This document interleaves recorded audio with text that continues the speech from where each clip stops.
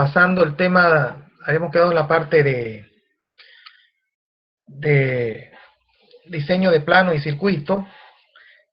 Comentarle un poquito, la anterior semana se me complicó un poco porque tuve que viajar a otro país, bueno, Estados Unidos, estoy ahorita en Miami, y he tenido problemas para retornar por tema de BOA. Realmente está complicadísimo el tema de BOA y bueno, entonces hemos tenido serios problemas para retornar, pero estoy pasando más bien me he improvisado un ambiente muy cómodo, donde voy a poder pasar toda mi clase tranquilo y poder seguir avanzando con ustedes para que no se vayan complicando. Ahorita voy a compartir la pantalla de avance y vamos a fijar ya fecha de parcial. Entonces, con eso nosotros hoy día ya terminaríamos para poder fijar el primer parcial. Bueno, la primera evaluación. Los trabajos ya los presentaron, jóvenes. ¿Se acuerda que el otro día les dije que me lo vuelvan a enviar el trabajo? Algunos no enviaron, bueno, ya pidieron esa opción. Lo que enviaron va a ser muy importante porque los voy a poner en los 25 puntos de participación, digamos. Tomar la lista y los trabajitos son muy importantes para aprobar este curso en las condiciones que estamos viviendo actualmente. Entonces, la anterior clase voy a compartirles acá. Ingeniero, ¿Sí? el trabajo que hice fue para LS1. Fue para LS1, ingeniero. Ya. Sí, estamos en LS2. Sí. Sí, estaba ahorita dibujando para LS1 y ahorita tuve que volver a abrir mi pantalla de LS2. Entonces, espérenme un segundito. Estoy tratando de compartir.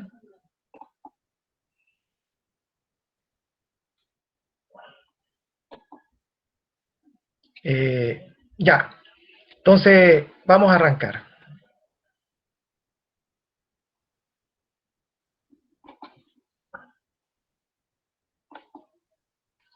Entonces, ¿se acuerdan que nos quedamos en la anterior clase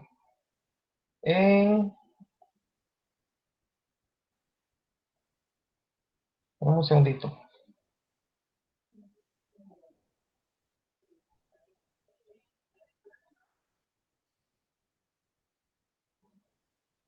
En la anterior clase solo hicimos un ejercicio de iluminación.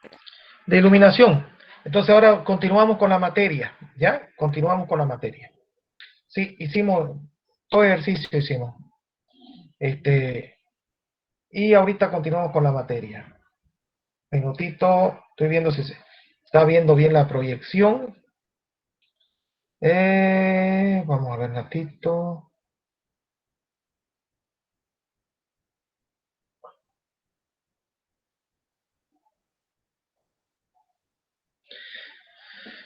¿Se está viendo la proyección? Donde dice que nos entrega la CRE. ¿Se ve la pantalla? No, ingeniero. No se ve, ingeniero. Pero qué raro, si le he puesto compartir acá. Compartir pantalla. Ya, ahora sí, ahora se ve. Ahora se ve, ¿no? Sí, ahora sí. Ahora sí. Sí, ahora se ve. Perfecto. Que estoy en una computadora que no es la de mi escritorio, es una portátil.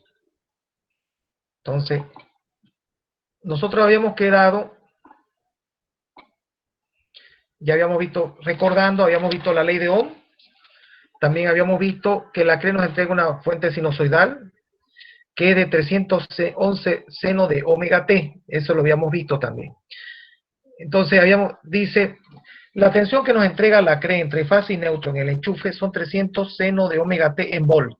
Esta es una tensión instantánea, es una tensión punto a punto, donde el valor eficaz serían los 220 que ustedes conocen, donde ustedes enchufan el televisor. Entonces, sin embargo, nos indica que la tensión de alimentación que nos están entregando es de 220 voltios, que son en realidad 220 voltios, preguntan, ¿no? ¿Qué son? Entonces, los 220 voltios es una tensión eficaz, eso lo habíamos visto también. Invariable, que produce la misma energía sobre una carga. O sea, les había explicado yo que si nosotros ponemos sobre una resistencia de un ohmio una fuente alterna y ponemos una continua, y los dos en promedio entregan la misma energía, se dice que la fuente alterna tomó el valor de la fuente continua o es su equivalente de la fuente continua. Entonces, es una manera más sencilla para poder hacer cálculo. Entonces, en corriente alterna, el valor eficaz es el valor máximo partido por raíz de 2. Entonces, como la CRE nos entrega 311 seno de omega t, el valor máximo sería 311, dividido entre raíz de 2 son los 220 volts. Ya habíamos hablado de esto, estamos recordando que es la corriente alterna. La corriente alterna es una corriente que va alternando de polaridad. Entonces, primero parte de cero con un valor, se puede decir positivo, de hecho no se puede decir, es positivo, hasta llegar a un punto máximo, ahí va decayendo hasta nuevamente volver a cero, y de ahí la tensión va al segmento negativo, como se puede ver ahí en la figura. Entonces, esa es la energía que nos entrega la empresa de distribución, una fuente alterna, que ustedes están viendo ahí. Esta obviamente es una señal periódica, y para ser periódica significa que se repite cada periodo.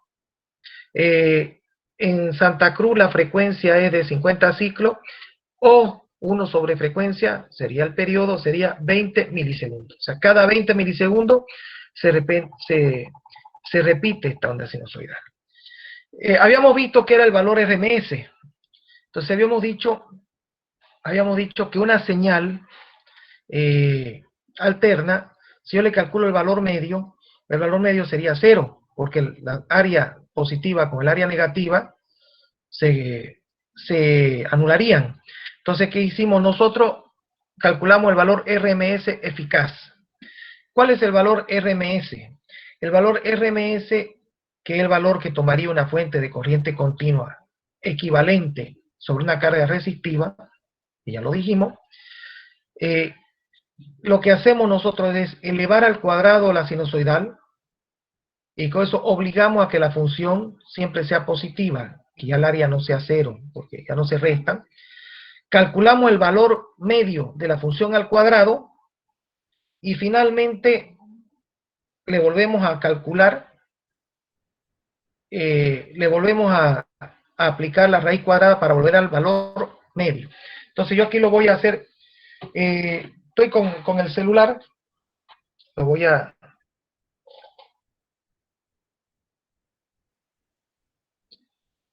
alguien dice que se escucha entrecortado. Se escucha bien, ingeniero. Creo que es su señal. Ya, yo estoy escuchando perfectamente lo que ustedes me dicen. Entonces, la unidad eléctrica básica, dice, se basan en la corriente continua. Se tuvo que usar un método para realizar la corriente alterna, que es el valor máximo pico de una onda sinusoidal. No se puede usar debido a que la onda solo permanece en su máximo por un breve periodo. O sea, si yo tendría que calcular, cada punto del potencial va variando. Entonces, yo necesito sacar un equivalente como una fuente de corriente continua, su equivalente en corriente continua, para que lo puedan entender, para poder hacer los cálculos utilizando las mismas ecuaciones que ustedes aprendieron en física o en el anterior curso de este. Entonces, desde el punto de vista de energía, que la corriente continua siempre permanente, no se puede usar debido a que la onda solo permanece en un máximo por un breve periodo de tiempo. Así pues, una onda cuya corriente máxima es de 1 amper no es igual a una corriente continua de 1 amper desde el punto de vista de energía, ya que la corriente continua siempre permanece en 1 amper, o sea, indudablemente que no lo es. Considerando los efectos de calentamiento, dice, de corriente alterna a corriente continua, se observó que una corriente es igual a dividir el valor máximo partido por raíz de 2. Eso ya lo habíamos comentado, ahí está la figura, ahí está el valor efectivo, y hacen algunos ejemplos. Eso ya lo vieron ustedes en física y en LS1. Conexiones serie, se ven conexiones serie, eso ya lo vimos también en clase. Conexión paralelo, donde el inverso se suma, ya no su directo. Entonces, 1 sobre R equivalente, 1 sobre R1 más 1 sobre R2 más 1 sobre R3, la resistencia en paralelo que ustedes estén utilizando. Entonces, la ecuación que en final ustedes van a tener siempre es que el R equivalente es el producto de todas las resistencias en paralelo dividido por la suma de todas las resistencias en paralelo. Si son 3 resistencias, sería R1 por R2 por R3, dividido entre R1 más R2 más R3. ¿Me están entendiendo, no? Entonces, cuando ustedes calculen paralelo, siempre el producto de toda la resistencia que va en el numerador, y abajo en el denominador va la suma de toda la resistencia. De los circuitos de las interacciones eléctricas, todas las cargas DC lámparas, heladeras, TV, ventiladores, computadores, están en paralelo. En las casas, nosotros explicamos por qué tienen que estar en paralelo todas las cargas que están en nuestra casa. A ver, le voy a preguntar. Vamos a ver ahorita.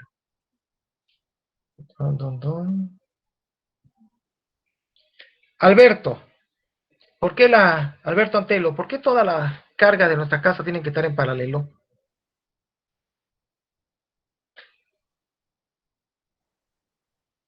¿No está Alberto? Para que haya una conexión continua, ingeniero. No. ¿Qué piensa Alexander Mamani?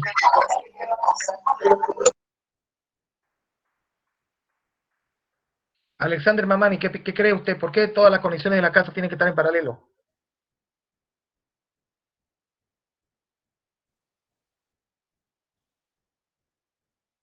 Un favor, jóvenes, quiero que todos pongan sus cámaras.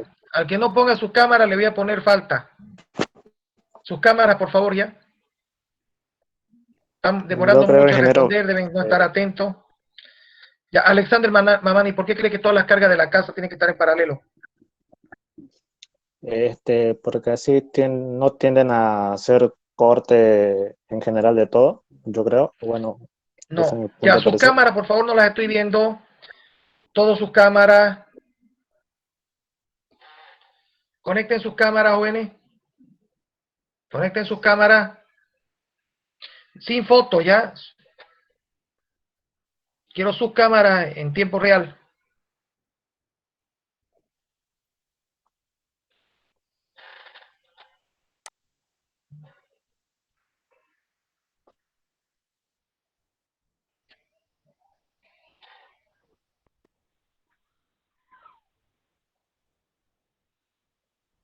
Sus cámaras en tiempo real, por favor. Eso, ahora quiero verlos a toditos. Exactamente. Ya, continuamos con las dispositivas. Daniel Ichazo. Al otro le voy a poner falta, porque no me está respondiendo. ¿Por qué cree que todas las cargas de la casa tienen que estar en paralelo? Para que cuando una caída de tensión no puede dañar el equipo de ingeniero. Tiene que ver con la caída de tensión, pero no por el tema de daño. Es porque si yo tengo 220 volts en la red, si yo la pondría en serie, tendría que dividirse el potencial entre 3, por decir, o entre 2. Si yo tengo dos cargas idénticas en serie, tendría que cada una quedarse con la mitad del potencial, si las pongo en serie. En cambio, al estar en paralelo, están obligadas a tener todas el mismo potencial, y el mismo potencial que la fuente. ¿Me están entendiendo, no? Si el enchufe hay 220, yo le pongo una carga en paralelo con 220, esa carga va a tener 220. Si pongo otra carga en paralelo de nuevo con esos 220, va a seguir, todas las cargas van a seguir teniendo, ¿cuánto?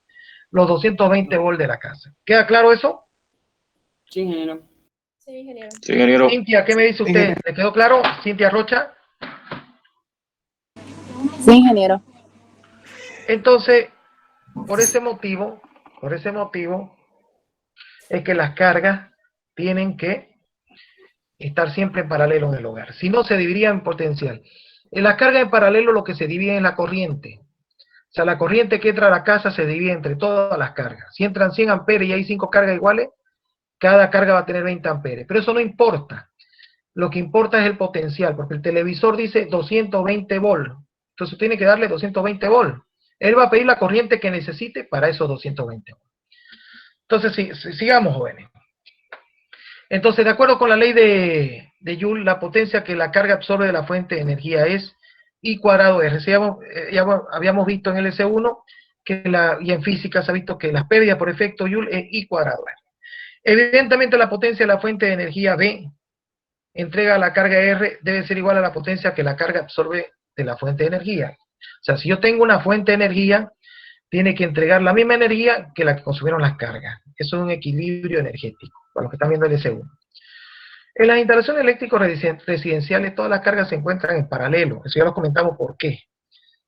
Porque así garantizamos que todas las cargas reciban los de 120 volts, que es la norma allá, o 110, digamos, en algunos países como Canadá y Estados Unidos. Entonces todas las cargas se encuentran en paralelo. Si se tiene una instalación de las siguientes cargas: 5 lámparas de 100 vatios, una heladera. Este ejercicio ya lo vimos y les enseñé a ustedes a calcular cómo ir calculando cada corriente. Y aquí se ve que entran 40 amperes que se parten entre la ladera HP, 5L y D. Y si ustedes suman todas esas corrientes de las ramas, que es 4.54, 6.18, 2.27 y 25, debería dar los 40 amperes que entran. Entonces, hasta todas las cargas en paralelo, todas tienen 220, como pueden ver ahí. La diferencia es que todas se dividen en esos 40 amperes. Cada una recibe una porción de esos 40 amperes. Esos 40 amperes en realidad son generados por la carga, no es que la CRE me dice te voy a dar 40 amperes. La CRE dice cuánto necesitas. Entonces todas las cargas dicen sumadas entre todas 40 amperes, entonces eso es lo que le marca el medidor. Si usted desconecta una carga, el medidor empezará, o la fuente empezará a entregar. Bueno, ese ya ejercicio lo habíamos visto, entonces habíamos visto en la anterior clase que para poder alimentar los circuitos, nosotros teníamos que dimensionar los conductores. Entonces nosotros, para dimensionar, esto ya es lo último que vimos, dice el cálculo de estas corrientes sirve para elegir los conductores eléctricos y se debe ser colocado en los distintos tramos de la estación en estudio. Si nosotros nos vamos arriba, jóvenes, aquí pueden ver en el circuito que hay circuitos de 4.54, hay otro de 6 amperes, otro de 2.27, uno de 25 y hay un principal de 40 amperes. Entonces nosotros tenemos que dimensionar los conductores para que el conductor cumpla a cabalidad las condiciones que le permitan operar de forma óptima, sujeto a el menor costo. Porque yo puedo poner un conductor sumamente reforzado, pero va a ser muy caro. Entonces acá dice, el conductor debe ser capaz de soportar la corriente máxima y permitir que la caída de tensión no supere el 3%. Ese 3% es relativo. Normalmente, dependiendo del tipo de carga, uno puede soportar hasta 5%. Ahora, no se olvide que la caída de tensión es pérdida de energía. Entonces, dependiendo del costo de la energía, también podrían hacerse algunos ajustes.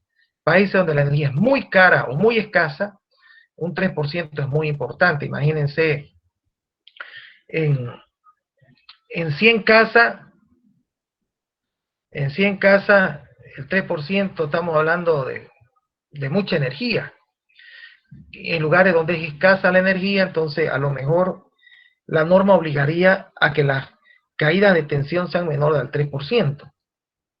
Entonces, ¿por qué se genera esa caída del 3%? Por el calentamiento de los conductores, por efecto Joule. La fórmula que vimos hace un ratito, que es el I cuadrado R, la corriente que pasa por el conductor, por la resistencia del conductor. Entonces, de nuevo, yo quiero que anoten. Para el cálculo, anote por favor todito, para el cálculo de los conductores, ¿están anotando? Ahí voy a ver las cámaras.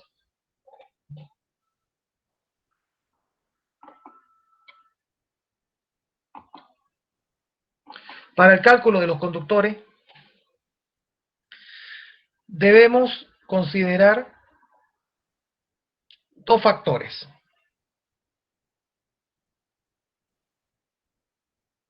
A, el factor A primero, A.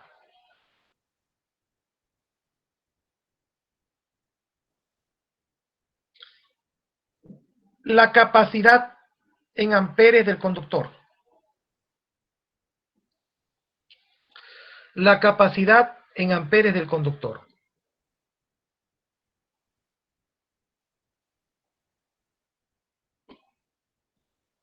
Coma. Esto representa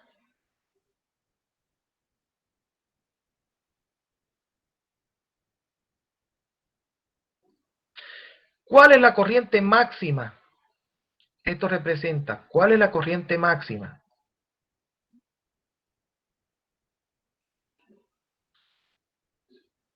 que soporta el conductor?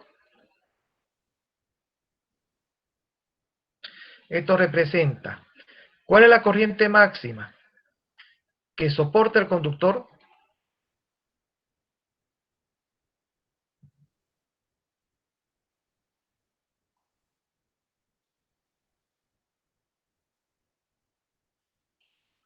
Esto representa ¿cuál es la corriente máxima que soporta el conductor antes de calentarse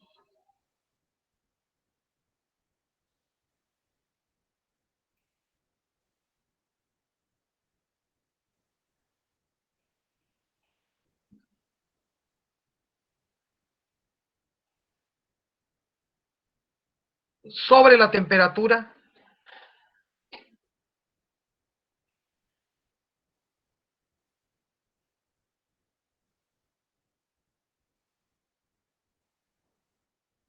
máxima permitida.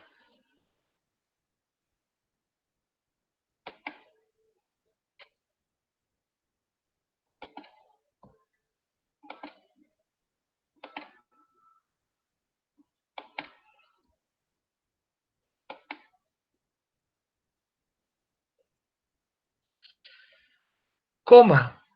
Por eso también se lo conoce como capacidad térmica.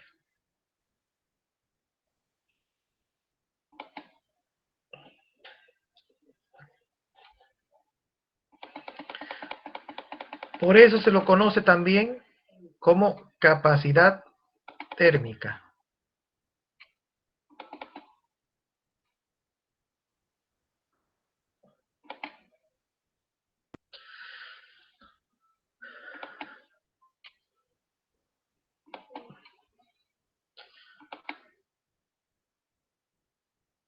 Por eso se lo conoce también como capacidad térmica.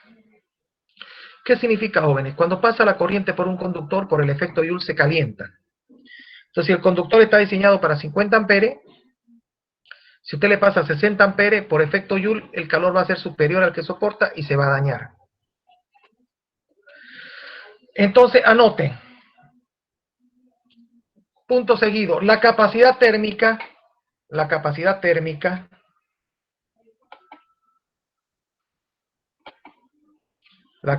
térmica